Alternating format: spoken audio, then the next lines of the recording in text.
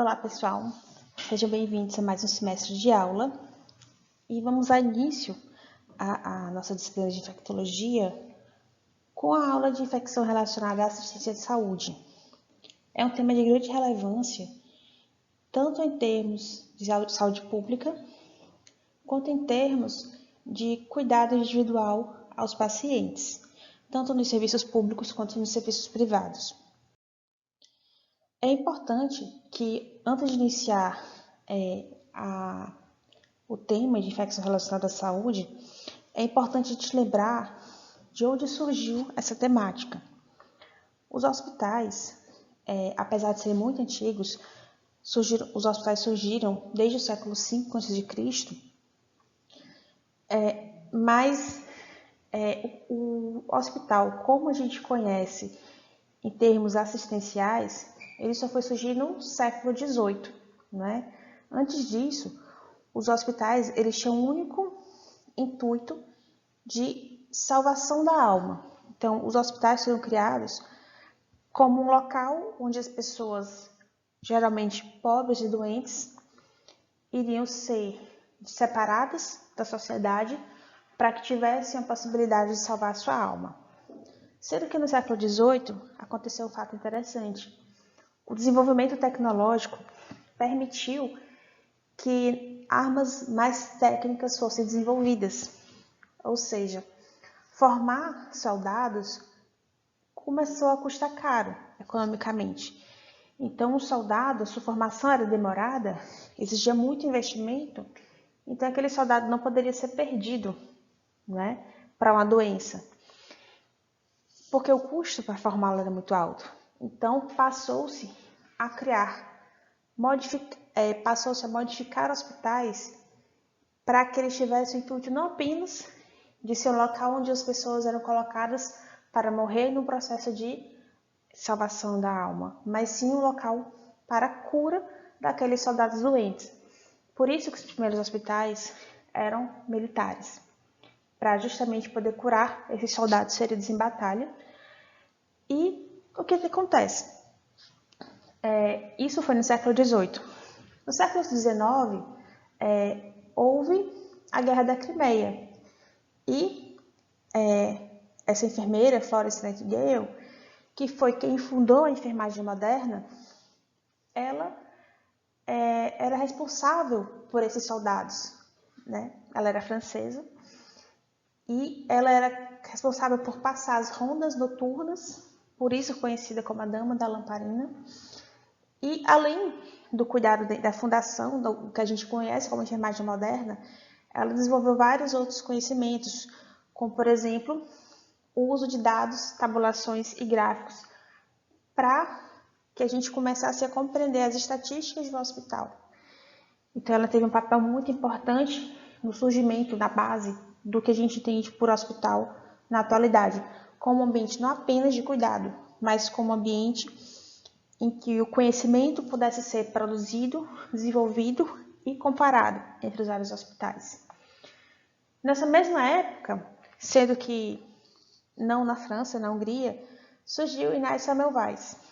Ele trabalhava na maternidade e essa maternidade, metade das aulas era cuidada por enfermeiros, metade da aula, na verdade, não eram enfermeiras, eram parteiras, né? A profissão de enfermeira, como a gente conhece hoje, não era exatamente o que era praticado, ainda passou por modificações. Eram parteiras em uma das alas e na outra ala quem cuidava eram os cirurgiões. E o que é que se percebia? Que a mortalidade das mulheres que faziam o seu parto nas mãos dos cirurgiões era altíssima, incluindo as cesáreas. A mortalidade era de quase 100%, naquelas situações extremas em que a mulher não conseguia ter o parto por via autóxica, né? E Semmelweis percebeu que existia uma relação entre o fato de aqueles cirurgiões manipularem cadáveres antes de realizar procedimentos nessas parturientes. Foi mais ou menos nessa época que começou a se desenvolver microscópio, começou a se identificar os seres microscópicos, as bactérias, E Samuel Weiss estabeleceu uma ligação entre a contaminação das mãos por restos cadavéricos e a mortalidade materna. E instituiu, na sua ala, a lavagem das mãos com hipoclorito de sódio. Ressecava as mãos, mas com isso garantiu uma drástica redução da febre puerperal. Na época, ele foi taxado de louco, inclusive ele veio morrer de septicemia num sanatório, mas ele lançou as bases para um dos grandes pilares da prevenção à infecção relacionada à saúde, que é a higienização das mãos. Ele ficou conhecido como o salvador das mães, na época em que ele viveu. E a gente pode conhecer um pouco mais sobre o surgimento do hospital no livro Microfísica do Poder, do Foucault. Tem uma passagem interessante que ele coloca que a consciência de que o hospital pode e deve ser um instrumento destinado a curar aparece claramente em torno de 1780 e é assinalada por uma nova prática, a visita e a observação sistemática e comparada dos hospitais. Então, a partir desse século XVIII é que surgiram os hospitais. Se vocês tiverem a oportunidade, quem não leu ainda, tiver a oportunidade de ler, é bem interessante sobre como surgiu o hospital como a gente conhece hoje. Então, o hospital surgiu dentro de contexto econômico, realmente. E, à medida que os hospitais foram se desenvolvendo e se tornando mais complexos, começaram a surgir situações como consequência do atendimento prestado nos serviços hospitalares. E surgiu uma situação que atualmente é conhecida como infecção relacionada à assistência em saúde, que é aquela infecção que vai ocorrer justamente como consequência dos procedimentos invasivos que são necessários para garantir o tratamento e cura do paciente. Então, são sempre procedimentos necessários à vida do paciente, necessários ao tratamento. Então, são situações que, na maioria das vezes,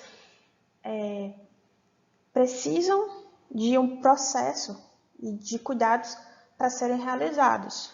Então, a gente não consegue zerar as infecções relacionadas à assistência à saúde, mas a gente precisa de protocolos, precisa de cuidados e precisa de processos adequados para que essas infecções tenham o menor índice possível.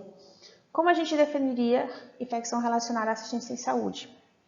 A infecção adquirida após o paciente ser submetido a um procedimento de assistência à saúde ou uma internação que possa ser relacionada a esses eventos. Então, com a evolução tecnológica da medicina, cada vez mais passamos por procedimentos invasivos que são necessários. Então, é importante a gente lembrar que esses procedimentos, eles não é simplesmente evitar os procedimentos, e sim ter critérios clínicos precisos para indicar esses procedimentos quando eles forem necessários e saber o momento de desinvadir o paciente, sem também causar danos a eles. E a gente pode encontrar duas situações que vai definir as infecções relacionadas à assistência em saúde. Na situação 1, se o período de incubação do micro-organismo causador da infecção for desconhecido e não houver evidência clínica ou dado laboratorial de infecção no momento da internação, convenciona-se como infecção relacionada à assistência em saúde toda manifestação clínica de infecção que se apresentar a partir do 3º dia de internação, sendo D1 o dia do internamento, ou seja, 48 horas após o internamento ou 48 horas depois do procedimento, que é essa situação 2. Quando se desconhecer o período de incubação do micro-organismo causador da infecção e não houver evidência clínica ou dado laboratorial de infecção no momento do procedimento de assistência à saúde, convenciona-se como infecção relacionada à assistência em saúde toda manifestação clínica de infecção que se apresentar a partir da realização do procedimento, estando o paciente internado ou não. Por exemplo, na situação 1, então o paciente que veio de casa, por exemplo, para tratar fazer uma cirurgia de litíase biliar. Por um motivo ou outro, ele precisou usar uma sonda. Ele não tinha infecção urinária prévia. Depois de 48 horas, ele evoluiu com essa infecção urinária. Seria uma situação, né, relacionada ao dispositivo, por exemplo. Ou na situação 2, é aquele paciente que já estava em tratamento no hospital, tratando qualquer outra situação clínica. Por um motivo ou outro, ele precisa colocar um catéter central e, a partir daí, evolui com infecção relacionada a esse catéter, que seria justamente essa situação 2. O entendimento de comissão é importante a gente entender como foi que surgiu a necessidade de controle dessas infecções relacionadas à assistência em saúde. No passado, elas eram conhecidas erroneamente como infecções hospitalares, justamente porque o principal alvo, ou a maior parte dessas infecções, seriam justamente adquiridas no contexto de internação hospitalar. Com o tempo, percebeu-se que não necessariamente as infecções estão relacionadas ao contexto hospitalar, mas sim à assistência que esses pacientes têm. Lembrando, esses procedimentos eles são necessários ao tratamento do paciente, mas são procedimentos que não são isentos de risco. E, portanto, criou-se a necessidade de diminuir o risco que esses pacientes corriam diante desses procedimentos.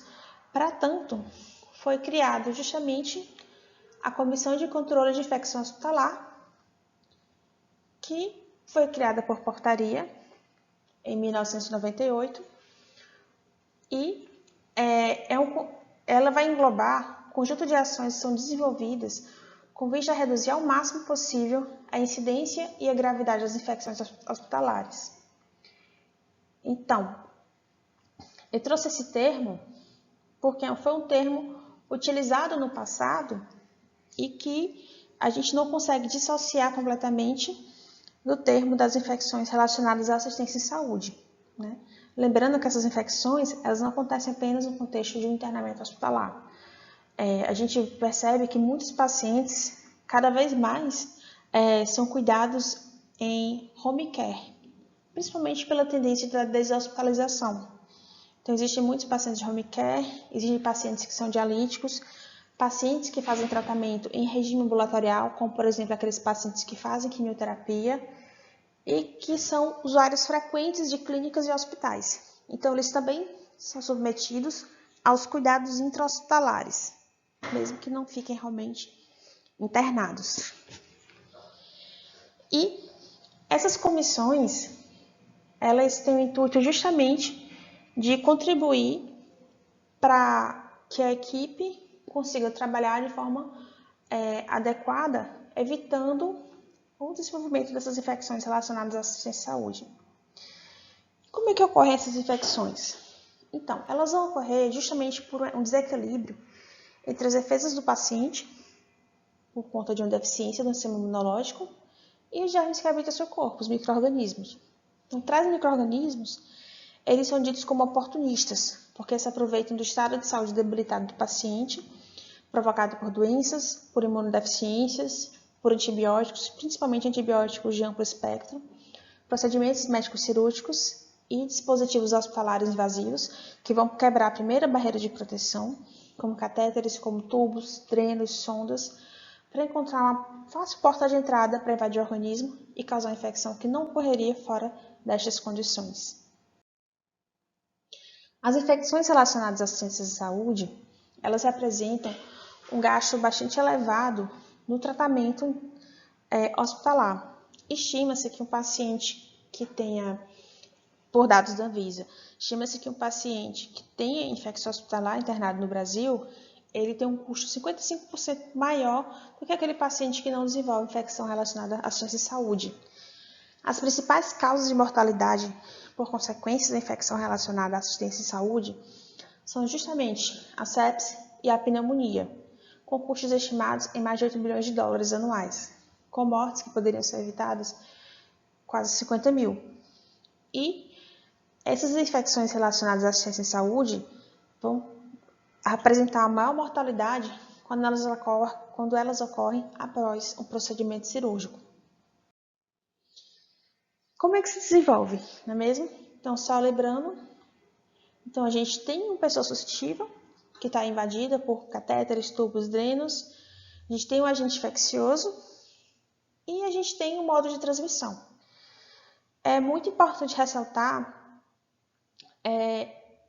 o papel do profissional de saúde como alguém que pode carrear bactérias de um paciente para o outro. Então, as floras individuais, as floras bacterianas do indivíduo, quando ele está em domicílio, quando ele está na comunidade, ela se modifica após esse paciente chegar ao serviço hospitalar. Então, profissionais podem carrear essa flora de um paciente para o outro e possibilitando ou facilitando as infecções relacionadas a essa assistência em saúde.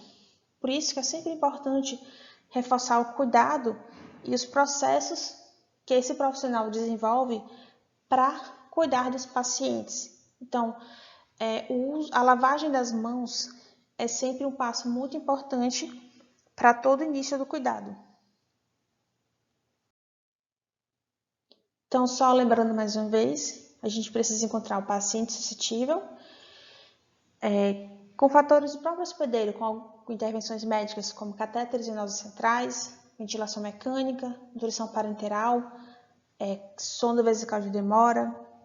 O modo de transmissão são inúmeros, pode ser por contato, que você vai ter como grande importância não apenas o mobiliário, mas os profissionais que manipulam o mobiliário e o paciente, as gotículas, os aerosóis, os veículos comuns, como por exemplo bandejas, equipos, estetoscópios e vetores.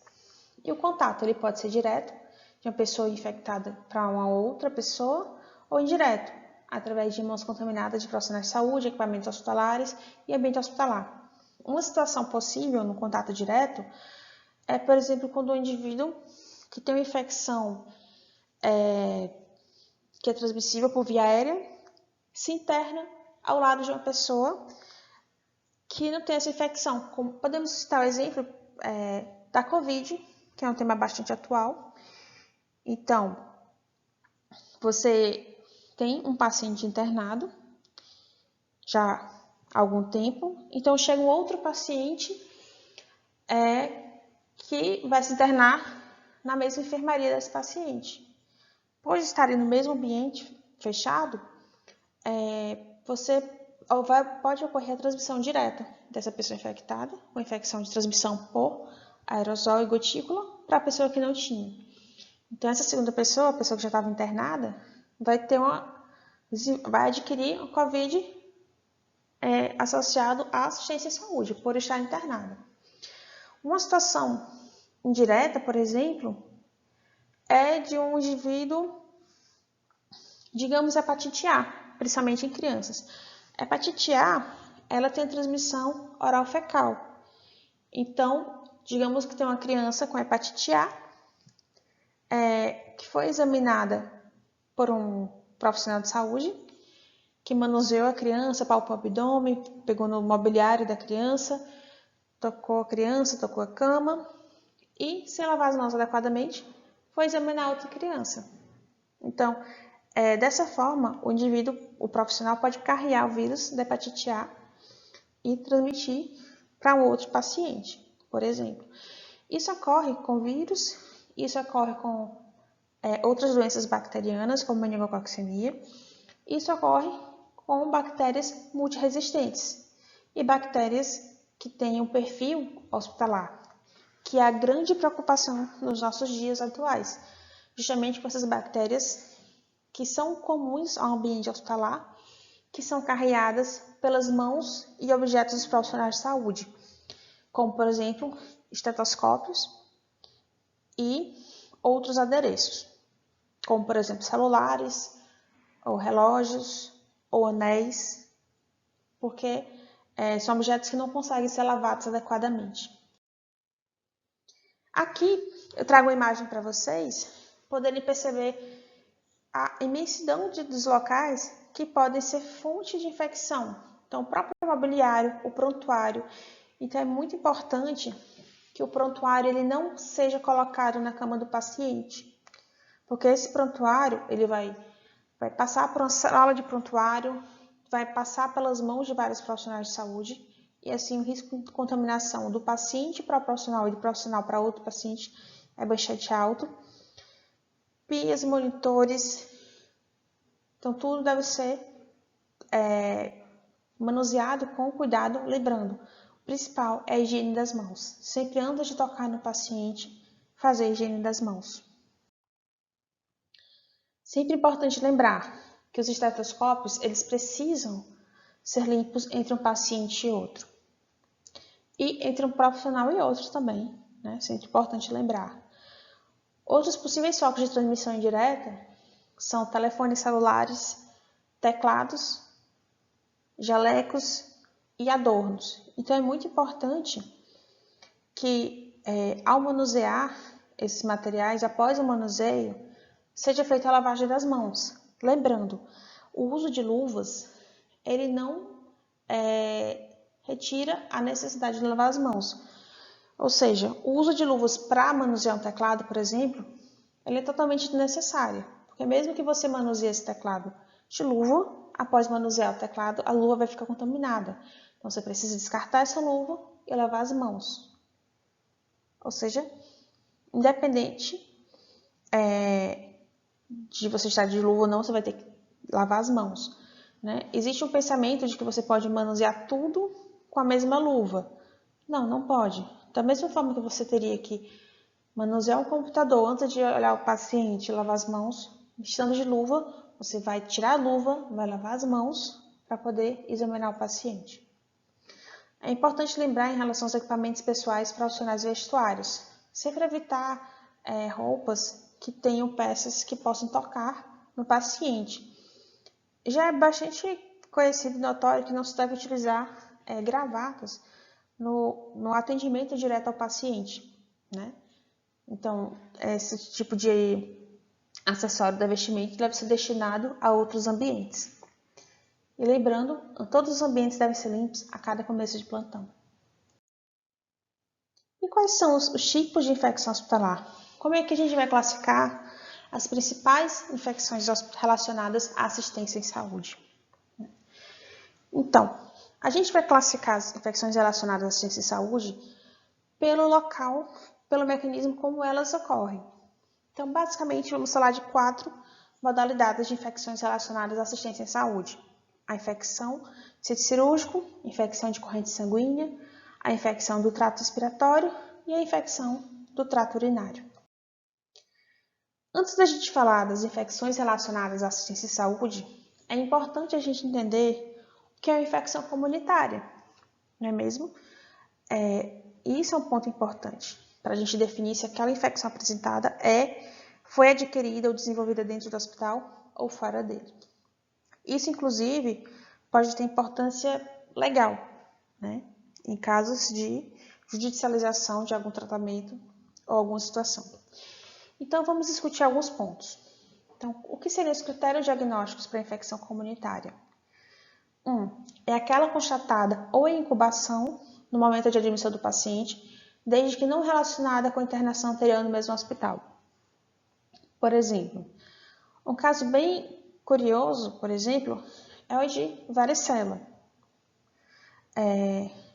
Lembrando que a varicela, antes de surgirem as lesões de pele, você começa com febre, né? Então, o tempo de incubação da varicela é de 7 a 14 dias.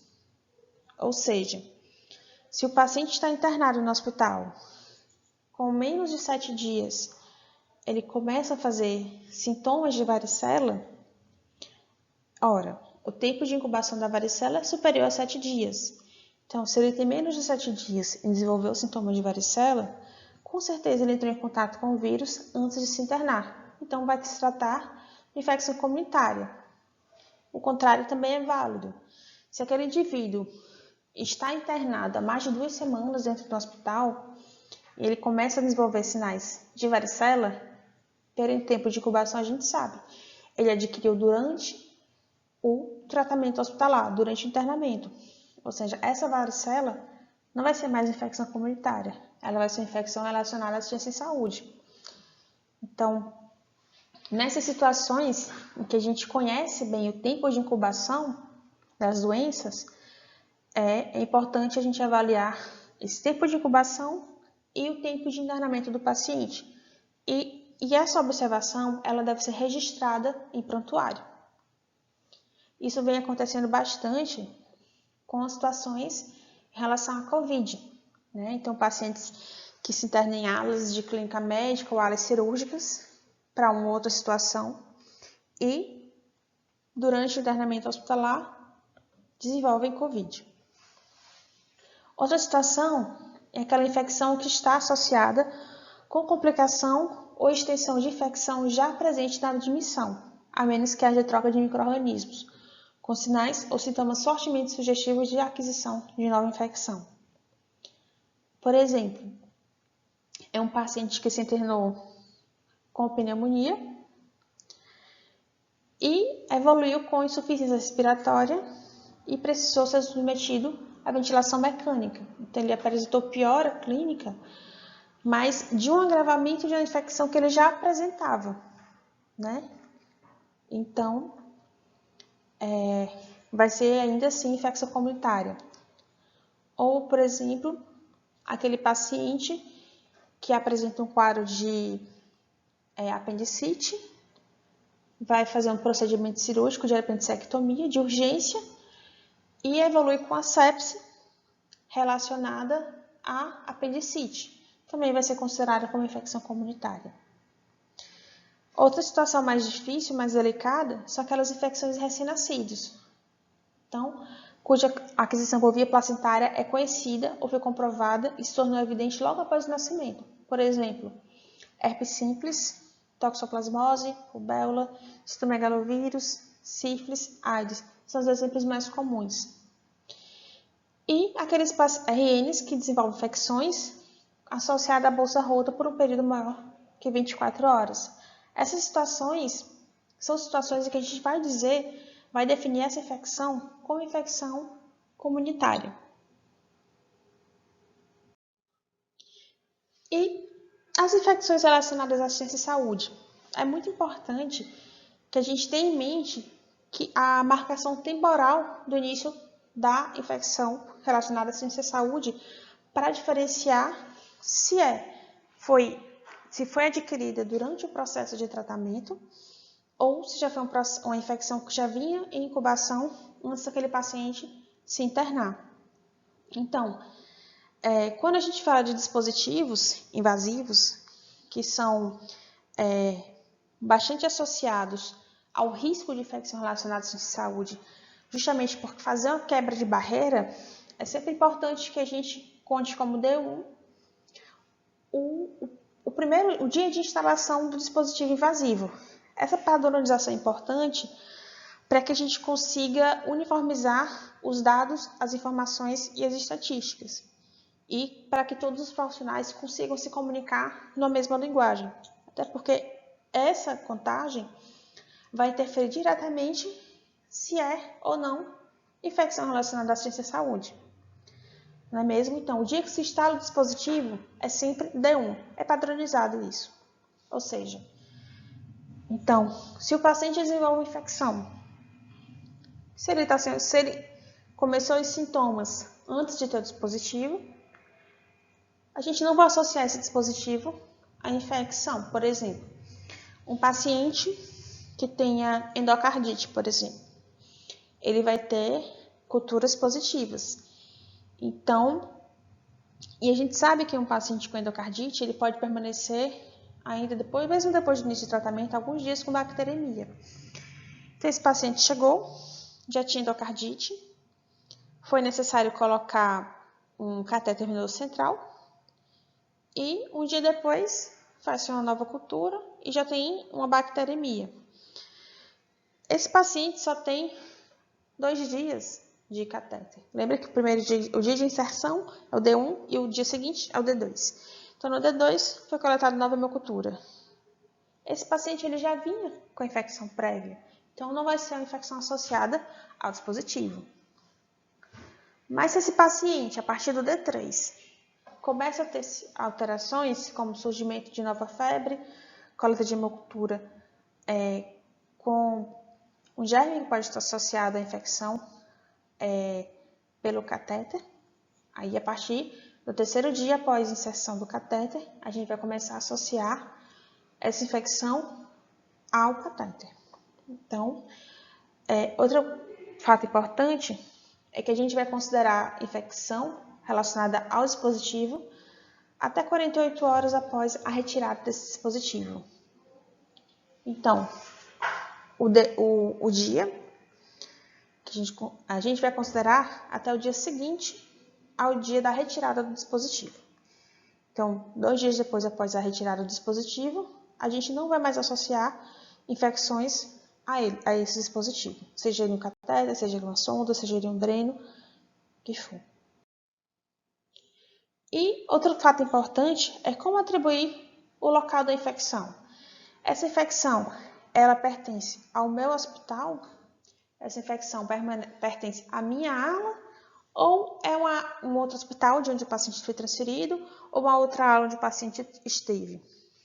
Então, eu trouxe a situação aqui de uma ala de UTI para uma enfermaria. Então, a chegada do paciente em uma nova ala, um novo hospital, a gente vai, de forma padronizada, chamar como D1. Lembrando que isso é importante para que os profissionais se entendam de maneira mais objetiva e precisa. E os 2 primeiros dias, se o paciente manifestar sinais de infecções novas, a gente vai atribuir essa infecção ao ambiente anterior onde ele se encontrava, seja um outro hospital, seja uma outra ala, e a partir do 3º dia em que ele se encontra na nova unidade de internamento, aí a gente vai considerar como essa infecção pertencente a essa nova unidade de internamento. E vamos partir agora para as definições das infecções relacionadas à assistência em saúde, começando pela infecção primária de corrente sanguínea associada a catéter central, e a primeira vai ser laboratoriamente confirmada. Lembrando uma coisa muito importante, todas essas infecções relacionadas à assistência de saúde, elas têm definições muito objetivas e muito precisas, porque isso vai ter um impacto posterior tanto para o hospital, quanto para o paciente, quanto para possíveis processos judiciais. Além de ter importância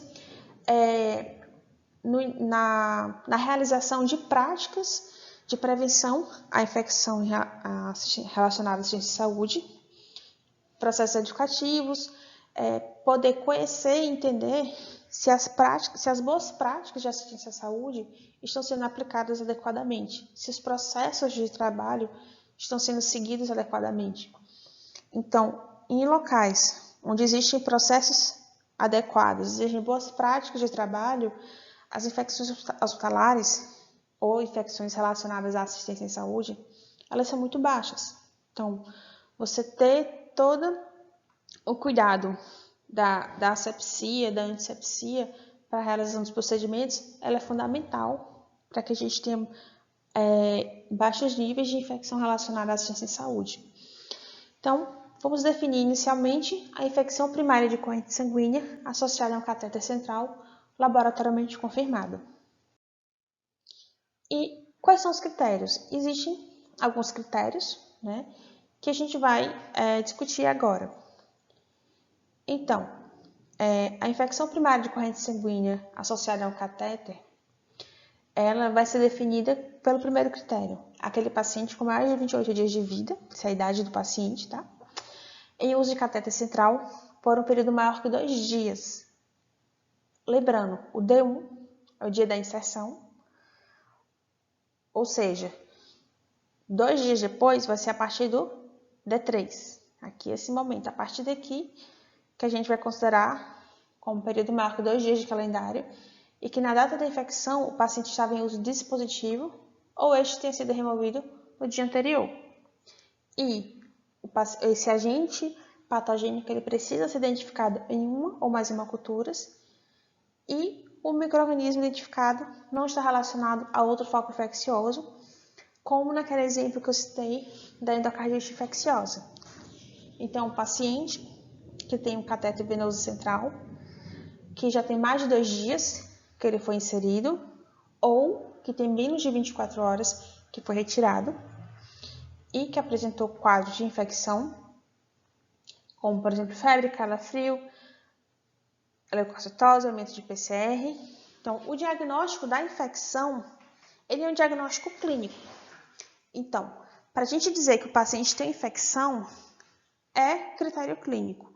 O que a gente precisa definir é se essa infecção que o paciente apresenta é a infecção primária dele ou se essa infecção é relacionada à assistência em saúde. Que esse é o grande ponto que a gente vai estar discutindo nessa aula. Então, critério de infecção, ele é clínico. O que a gente precisa definir é se essa infecção é a infecção do paciente, primária do paciente, ou se é a infecção relacionada à assistência em saúde. Então, nessa situação de infecção primária da corrente sanguínea, o paciente precisa estar com o catéter inserido há mais de 2 dias ou ter tirado esse catéter há menos de 24 horas, com hemoculturas positivas e esse micro-organismo não sendo identificado em outros focos infecciosos. Um segundo critério para a infecção primária de corrente sanguínea é aquele causado por agentes contaminantes de pele. E isso é bem importante, porque a gente precisa ver a hemocultura e decifrar se aquele patógeno de pele que cresceu é uma contaminação por erro no processo da coleta da hemocultura ou se realmente aquele agente ele está causando sim uma infecção no paciente. E que critérios seriam esses? Então, pacientes com mais de 1 ano de idade, em uso de catéter central por um período maior que 2 dias de calendário, e que na data da ou que tenha retirado há menos de 24 horas, e que na data da infecção o paciente estava em uso do dispositivo ou foi removido no dia anterior, que apresenta pelo menos um dos seguintes sinais, ou febre, ou calafrios, ou hipotensão. Sinais de infecção, sinais clínicos de infecção. E que apresente 2 ou mais hemoculturas coletadas em momentos distintos no mesmo dia, positivo para agentes contaminantes de pele, Corynebacterium, excetuando o difteri, bacilos, Propionibacterium, Staphylococcus coagulase negativo, Streptococcus grupo vírus, Aerococcus e Micrococcus. Lembrando, esses agentes eles precisam ser encontrados em pelo menos 2 amostras de hemocultura. Por isso que é sempre fundamental que essas hemoculturas sejam colhidas pareadas. Se elas forem coletadas em uma única amostra, elas não vão ter valor diagnóstico. Lembrando que esse micro-organismo ele não pode ter sido identificado em outro foco infeccioso e os sinais e sintomas ocorreram dentro do período de janela de infecção.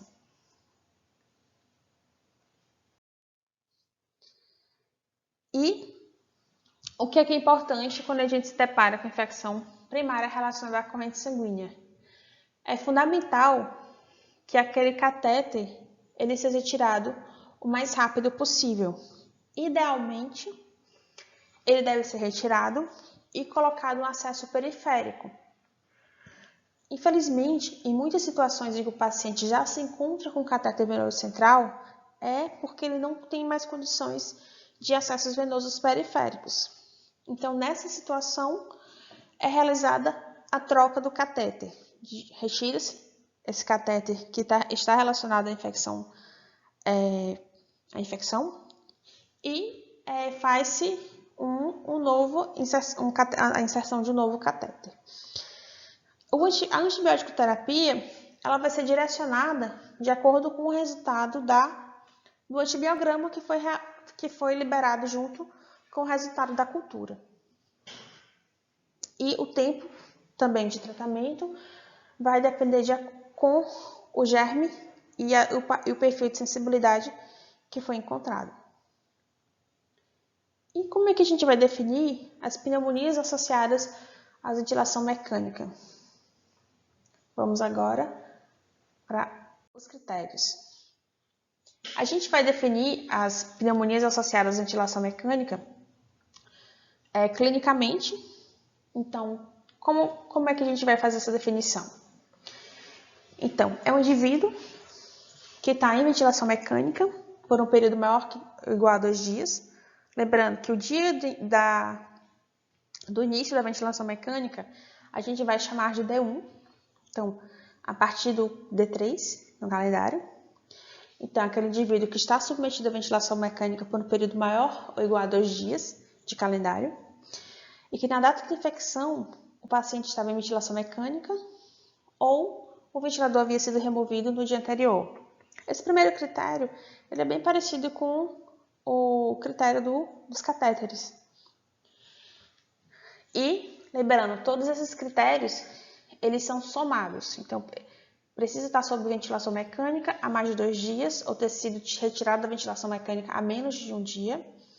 Um paciente que já tem doença cardíaca ou pulmonar de base, com 2 ou mais exames de imagem seriados, com os seguintes achados novos e persistentes ou progressivo e persistente, como infiltrado, opacificação, cavitação, que evoluem sem melhora com tratamento instituído.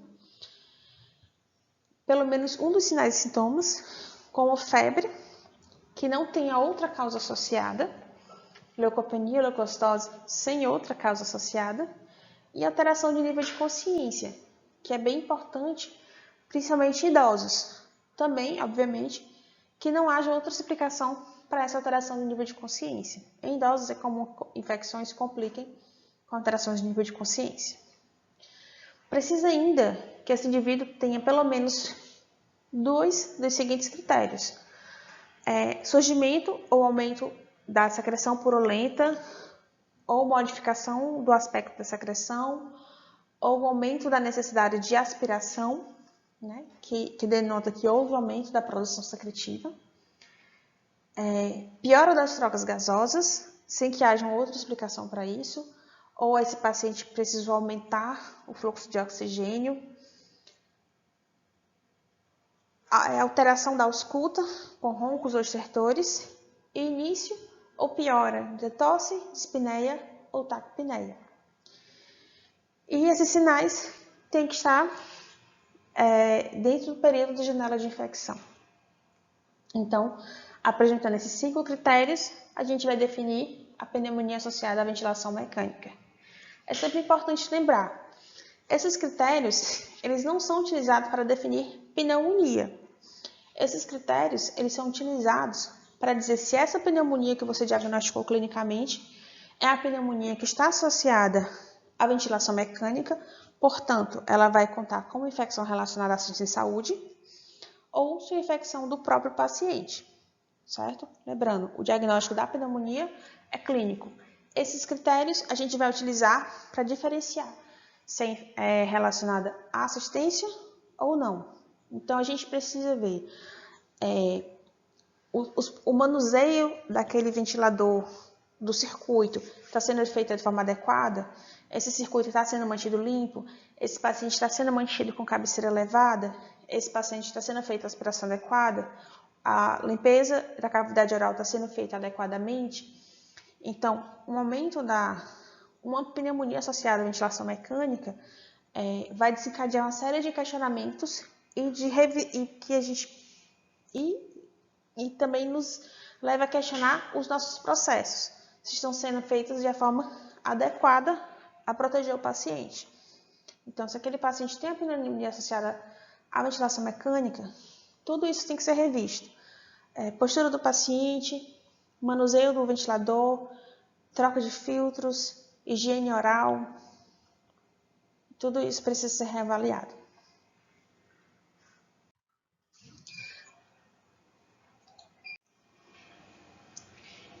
Então, além da pneumonia associada à ventilação mecânica por critérios clínicos, a gente também pode ter o critério diagnóstico pela definição microbiológica.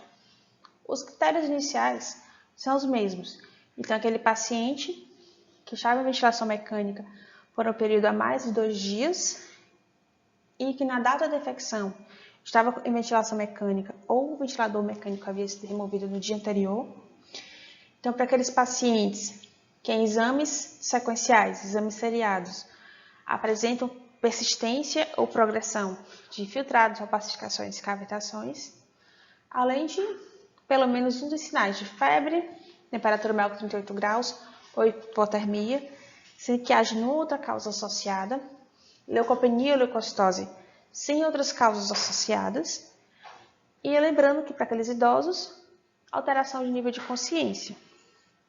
Também precisa haver pelo menos 2 dessas situações: aumento da secreção respiratória ou aumento da necessidade de aspirar o paciente, ou modificação no aspecto da secreção, ou piora da troca gasosa, ou aumento do fluxo de oxigênio necessário para manter a saturação adequada desse paciente, modificações da ausculta, como roncos ou stertores que não haviam previamente, e início ou piora de uma tosse, ou dispneia ou taquipneia desse paciente. E, microbiologicamente, o que a gente vai levar em consideração?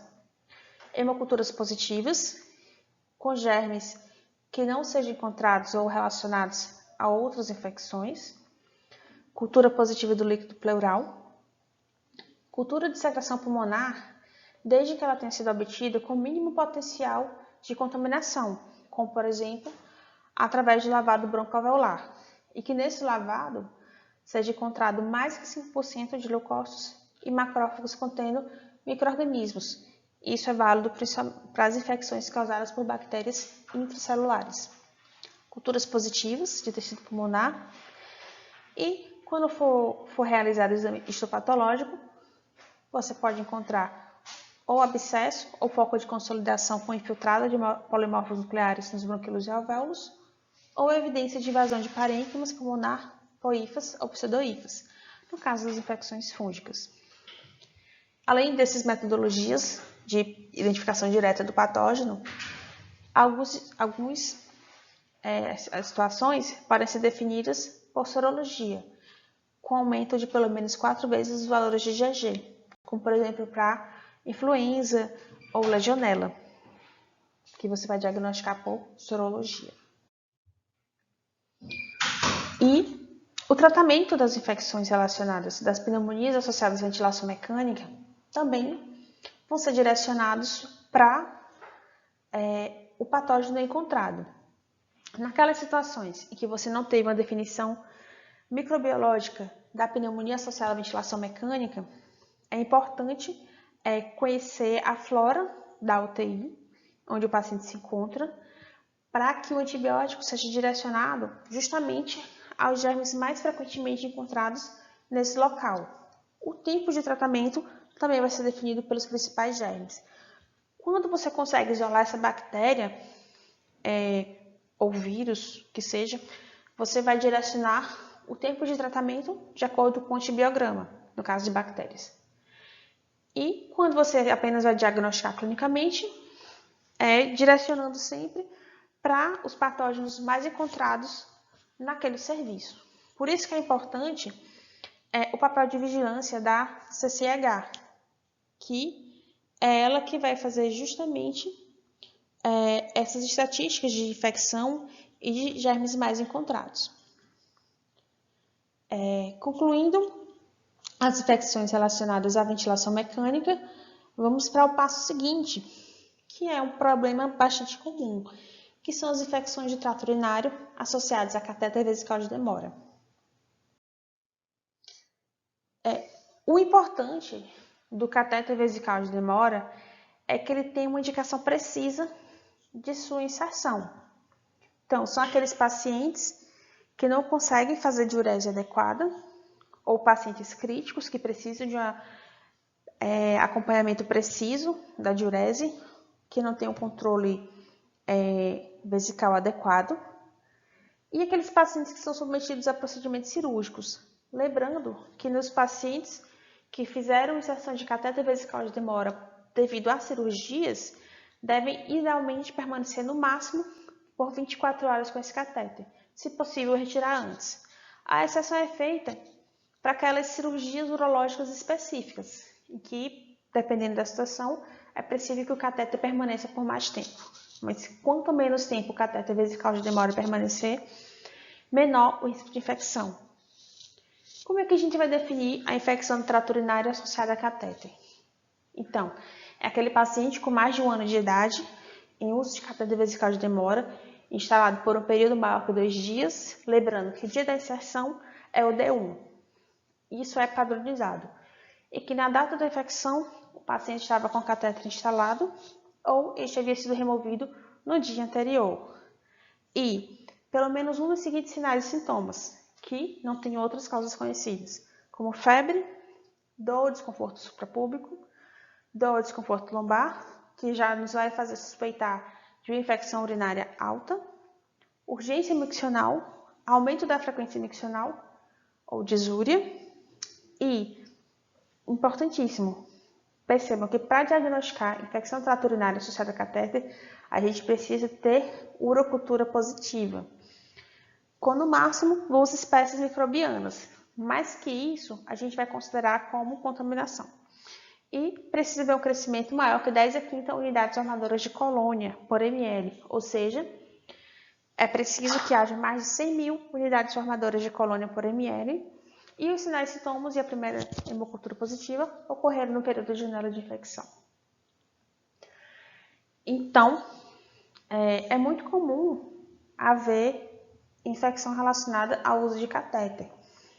Então, é preciso ficar muito atento em relação aos processos que envolvem o uso do catéter vesical de demora, principalmente a instalação dele, o cuidado com a bolsa para evitar contaminação e o tempo de uso do catéter.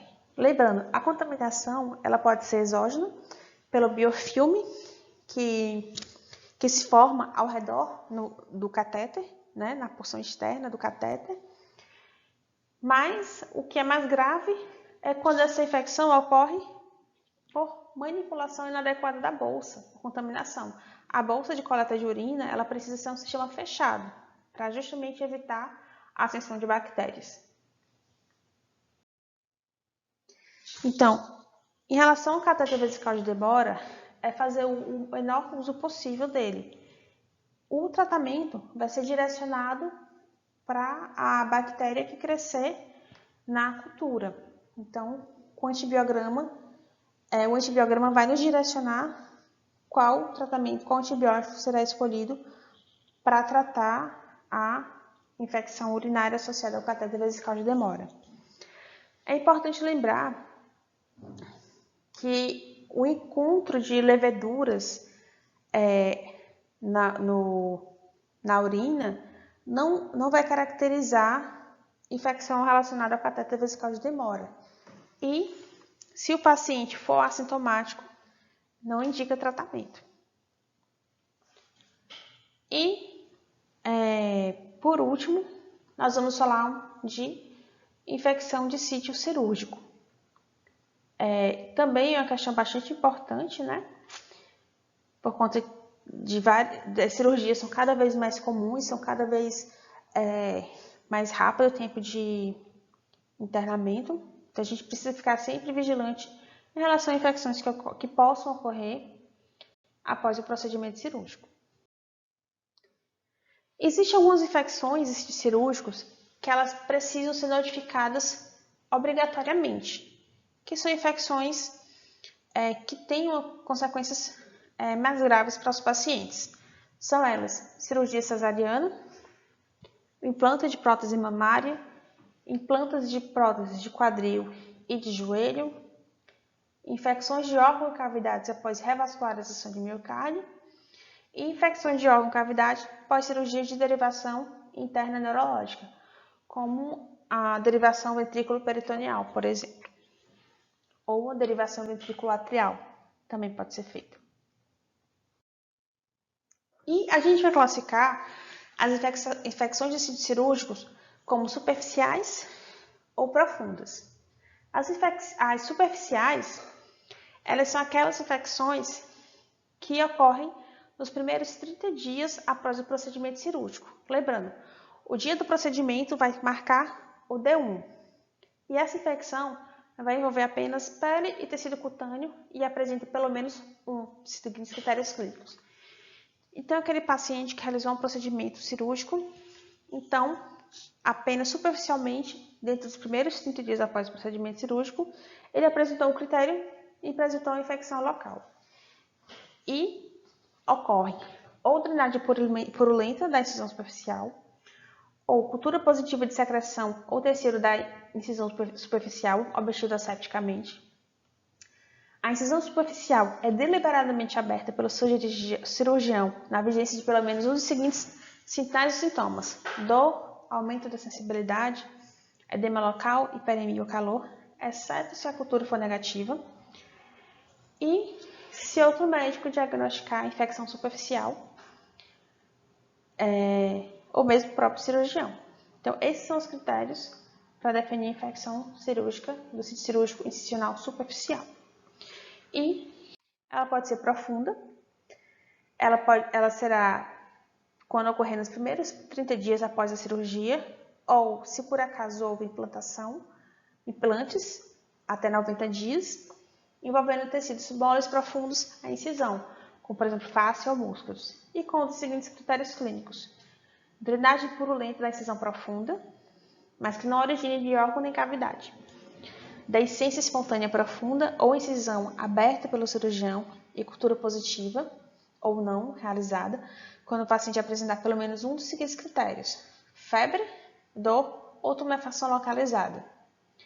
Ou abscesso, ou outra evidência de infecção envolvendo tecidos profundos, detectados durante o exame clínico, anatomopatológico ou de imagem.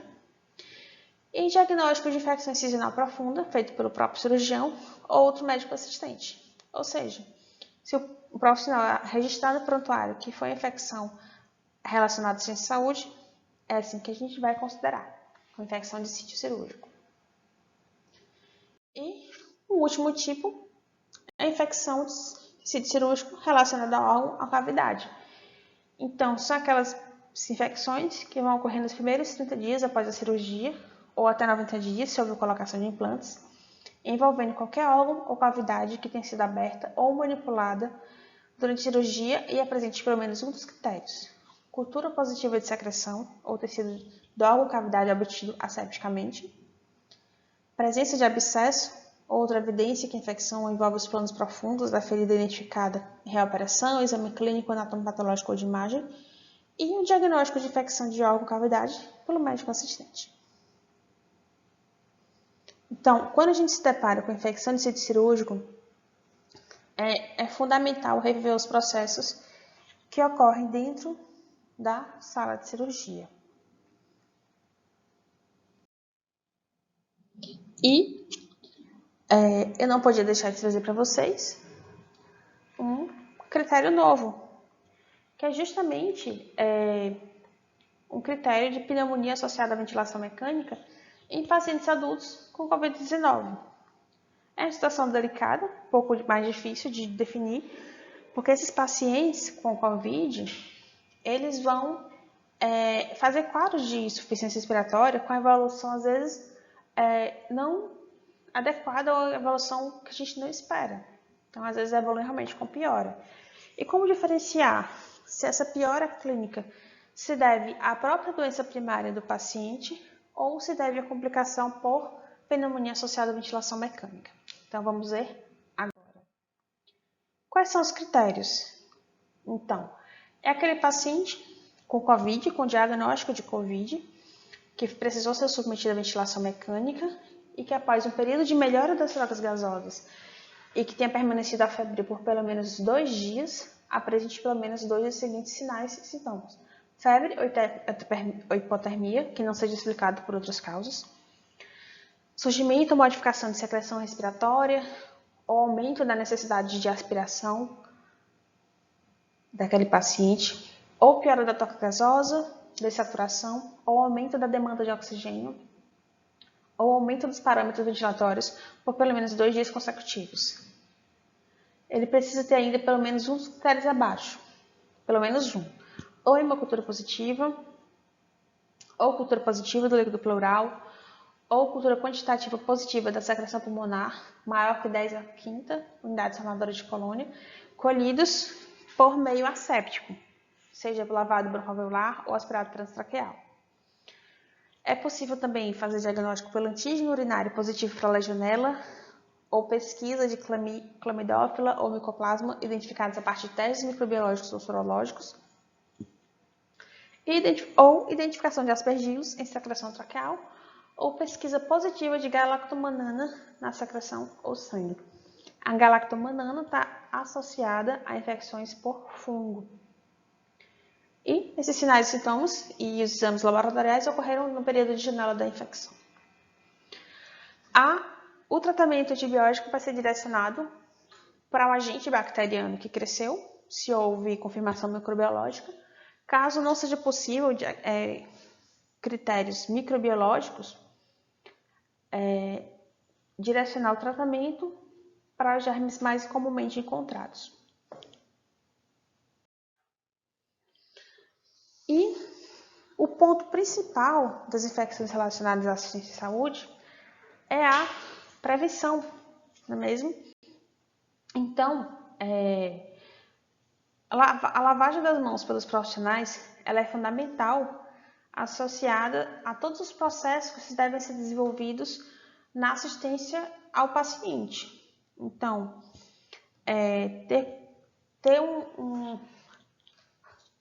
todo um cuidado quando for realizada a inserção de um cateter venoso central, seguindo as boas práticas clínicas, os cuidados com a inserção de uma sonda vesical de demora, tudo isso ajuda a evitar infecções. Instituir isolamento de contato, isolamento respiratórios naqueles pacientes que têm essa indicação, para evitar a transmissão de infecções dentro do hospital, é importantíssimo. Então, eu trouxe aqui para vocês, só para ilustrar vocês, o tempo de sobrevida de alguns agentes bacterianos que podem ser transmitidos pelos profissionais de saúde como vetores, né? A Pseudomonas, ela pode sobreviver até 180 minutos em secreção. Rotavírus, ele vive também quase meia hora. Acinetobacter, que é muito importante, um germe muito importante como agente de infecções relacionadas à saúde, por seu perfil de resistência, pode persistir por até 1 hora no meio ambiente. Então, é importantíssimo a lavagem das mãos. E, apesar de a gente conhecer a importância da higienização das mãos há mais de 2 séculos, a adesão à higiene das mãos ainda é considerada baixa. Estima-se que apenas 36 a 48% dos profissionais de saúde façam a adequada higiene das suas mãos. Lembrando que o uso da luva ele não diminui a necessidade de lavar as mãos, né? É importante também, em relação àqueles profissionais que não tenham acesso adequado a pias para lavar água e sabão para lavar as mãos, que o uso de álcool em gel ele apenas substitui quando não é possível lavar as mãos. Lembrando que a cada 3 usos de álcool em gel para lavar as mãos deve ser obrigatoriamente realizada a lavagem com água e sabão para que os resíduos sejam retirados. Lembrando que ao você manipular situações pacientes que tenham doenças que possam ser transmitidas por esporos, a higienização com álcool 70% ela não é suficiente. É preciso que seja feita a lavagem das mãos com água e sabão para que os resíduos sejam eliminados. Então, quando é que a gente deve lavar a mão com água e sabonete? Quando as mãos estiverem visivelmente sujas, pacientes com infecção por Clostridium difficile ou infecção por bactérias que formam esporos, antes de comer, após usar o banheiro. Parece um pouco bobo dizer que as pessoas precisam lavar as mãos com água e sabão após usar o banheiro, mas isso é fundamental, né? Inclusive, existem experimentos que, principalmente gravar, né, com autorização dos profissionais, a saída do banheiro, para identificar se os profissionais estão lavando ou não as mãos. E mesmo com gravações, os profissionais não lavavam as mãos. Né? Então, assim, é o mínimo. A gente tem que fazer, inclusive, isso não apenas no hospital, quando a gente está cuidando da saúde das pessoas, mas a gente precisa fazer isso em casa. Não é verdade? Lembrando, só a água com sabão que vai conseguir retirar a sujidade que se encontra nas mãos. O álcool em gel, ele é um paliativo daquelas situações em que você não tem acesso a água e sabão. Afinal, a sujidade permanece nas mãos quando você usa o álcool em gel. Então, quem vai remover mecanicamente essa sujeira é a água corrente. Lembrando, os 5 momentos de higienização das mãos. Isso deve ser uma coisa que fica automatizada na sua mente. Então, que 5 momentos são esses? Antes do contato com o paciente, antes da realização de procedimentos assépticos, após o risco de exposições a fluidos corporais, após o contato com o paciente e após o contato com as áreas próximas ao paciente. Por que isso, não é mesmo? Então, vamos começar pelo 1. Antes de contato com o paciente. Quando? Sempre higienize as mãos antes de entrar em contato com o paciente. Por quê? Porque a proteção do paciente é evitando a transmissão de micro-organismos presentes nas mãos do profissional de saúde e que podem causar infecções nesse paciente. E lembrando, aquele paciente que está internado é um paciente fragilizado. Então, situações que não seriam de risco, por exemplo, essas bactérias que encontram-se nas nossas mãos, não nos oferecem riscos à nossa saúde, mas oferecem riscos à saúde do paciente que está fragilizado. Segundo momento, antes de realizar procedimentos assépticos. Quando? Sempre higienize as mãos imediatamente antes da realização de qualquer procedimento asséptico. Imediatamente antes. Por quê? Para a proteção do paciente, evitando a transmissão de micro-organismos das mãos do profissional para o paciente, incluindo micro-organismos do próprio paciente. Afinal, antes de realizar o procedimento, a gente vai tocar na pele do paciente, não é mesmo? Terceiro momento, após o risco de exposição a fluidos corporais. Quando? Higienize as mãos imediatamente após o risco de exposição a fluidos corporais e após a remoção das luvas. Se você realizou alguma situação, algum procedimento que precisou usar luvas, após retirar as luvas é preciso lavar as mãos. Por quê? Para a proteção do profissional e do ambiente de assistência imediatamente próximo ao paciente, evitando a transmissão de micro-organismos do paciente a outros profissionais ou pacientes. Quarto momento. Após o contato com o paciente. Quando? Higienize as mãos após o contato com o paciente, com as superfícies e objetos próximos a ele e ao sair do ambiente de assistência ao paciente. Por quê? Para a proteção do profissional e do ambiente à saúde, incluindo as superfícies e os objetos próximos ao paciente, evitando a transmissão de micro-organismos do próprio paciente. E quinto momento, após o contato com as áreas próximas ao paciente. Quando? Higienize as mãos após tocar qualquer objeto, mobília ou outras superfícies nas proximidades do paciente, mesmo sem ter tocado no próprio paciente. Por quê? Para a proteção do profissional e do ambiente de assistência à saúde, incluindo superfícies e objetos imediatamente próximos ao paciente, evitando a transmissão do micro-organismo do paciente a outros profissionais ou pacientes. Lembrando, prontuários não devem ser levados para dentro do quarto do paciente, a menos que esse prontuário seja guardado dentro desse ambiente. Mas se for um prontuário que deva ficar numa sala dedicada a ele, numa sala de prontuários, então eles não devem ser levados para dentro do quarto do paciente. Ou se houver necessidade de levar esse prontuário não deve ser colocado sobre as superfícies do quarto do paciente. Lembrando, higienização das mãos. O uso das luvas, ele não substitui a necessidade de higiene das mãos. É preciso trocar as luvas entre os pacientes. É preciso. A única situação em que você precisa obrigatoriamente usar luvas é quando você entra em contato com sangue, outros fluidos corpóreos, mucosas, quebra de pele e curativos. e para aqueles pacientes que já têm sabidamente infecção por germes resistentes. E o mais importante, não reutilizar luvas. E eu concluo aqui agora a nossa temática. Vocês podem enviar perguntas, se vocês ainda tiverem alguma dúvida. Né? Vocês podem usar tanto esse canal para mandar perguntas para mim, que eu vou responder, como podem mandar também essas perguntas pelo e-mail ou pelo próprio WhatsApp ou utilizando a plataforma do SIGA. Fiquem bem, espero que vocês tenham gostado e mandem dúvidas para que eu possa esclarecê-las. Até a próxima!